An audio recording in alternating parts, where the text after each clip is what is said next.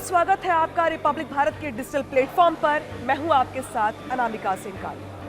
उत्तर प्रदेश की राजधानी लखनऊ के अकबर नगर का इलाका आज पूरे देश में चर्चा का विषय बना हुआ है।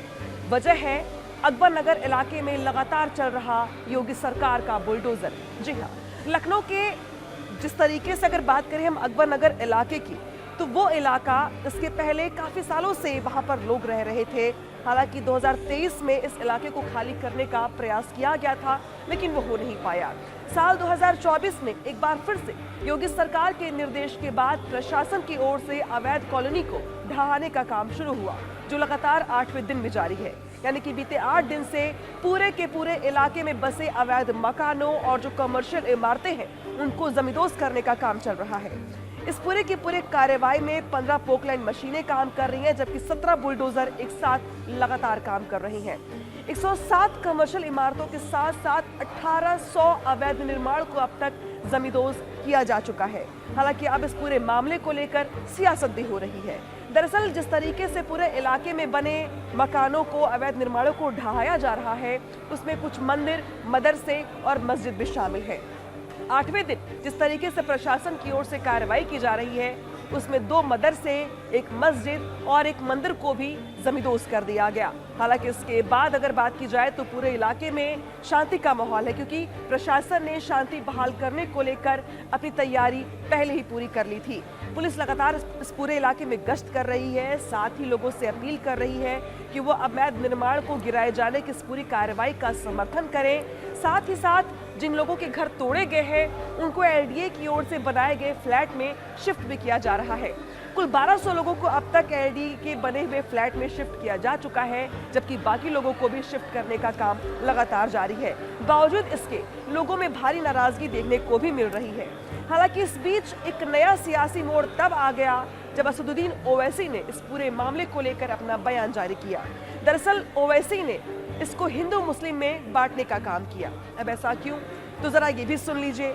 जिस तरीके से कल देर शाम इस पूरे इलाके में बने मदरसे और मस्जिद को तोड़ा गया, उसको ओवैसी ने एक वर्ग विशेष पर चल रही कार्रवाई से जोड़ दिया। ओवैसी की ओर से ये बयान दिया गया और कहा गया कि लोकसभा चुनाव के बाद से एक वर्ग विशेष के ऊपर लगातार हमले हो रही हैं। उन्होंने इसके लिए बाकायदे एग्जाम्पल भी दिए। ओवैसी ने कहा कि जिस तरीके से उत्तर प्रदेश में 2 मौलवियों की हत्या कर दी गई, छत्तीसगढ़ में 2 मुस्लिम समुदाय के लोगों को मार दिया गया, साथ ही अकबर नगर इलाके में जिस तरीके से मदरसों को और मस्जिदों को ढहाया गया, उसको देखकर ऐसा लगता है कि जिस तरीके से लोकसभा चुनाव में मुस्लिमों ने बीजेपी को वोट नहीं दिए हैं, तो संघ परिवार अब मुस्लिमों से इसका बदला ले रहा है। अब ओवैसी के इस बयान को लेकर जो तमाम प्रतिक्रियाएं हैं, वो भी निकलकर सामने आ रही हैं। कुछ मौलाना ऐसे हैं जिन्होंने ओवैसी के बयान का समर्थन किया है, तो कहीं कुछ लोग ऐसे भी हैं जो इसे प्रशासन की कार्रवाई मान रहे हैं। साथ ही ये भी कह रहे हैं कि दरअसल इस इलाके में बने जितने भी इमारतें थी, मकान थे, चाहे वो मस्जिद हो, चाहे वो मदरसे हो, चाहे वो मंदिर हो, उन सबको साफ कर दिया गया है। पूरे इलाके को मैदान में तब्दील कर दिया गया है। अब सियासत के बीच दरअसल जो योगी सरकार का प्लान है, आपको भी बता देते हैं। दरअसल इस पूरे इलाके को लेकर योगी सरकार ने एक ड्रीम प्रोजेक्ट तैयार किया है, क्योंकि इस अवैध कॉलोनी को ढहाए जाने के बाद अब योगी सरकार ने जो प्लान तैयार किया है, उसको अमली जामा पहनाना शुरू किया जाएगा।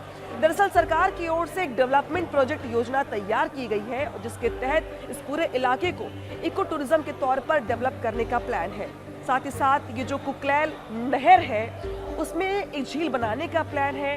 साथ ही साथ लखनऊ का जो मशहूर चिड़ियाघर है, उसे भी इसी अकबर नगर के इलाके में शिफ्ट करने की योजना है, जिसको लेकर सरकार की ओर से अभी से जो कामकाज है वो शुरू कर दिया गया है।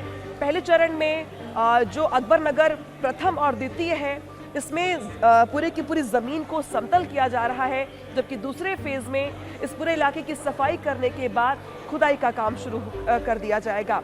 दरअसल योगी सरकार ने इस कार्रवाई को लेकर के कई बार तैयारी की, लेकिन पहले ये मामला कोर्ट में भी चला गया।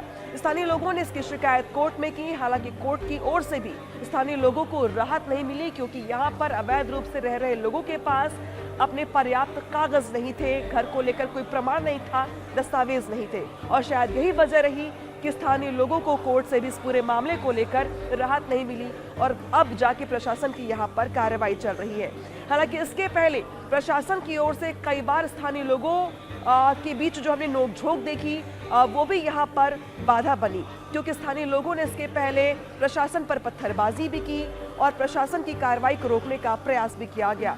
शायद यही वजह है कि इस बार जब लोकसभा चुनाव के बाद इस कार्रवाई को आगे बढ़ाया गया, यानी कि अवैध मकानों और इमारतों को ढहाने की कार्रवाई को आगे बढ़ाया गया, तब सिक्योरिटी डबल कर दी गई।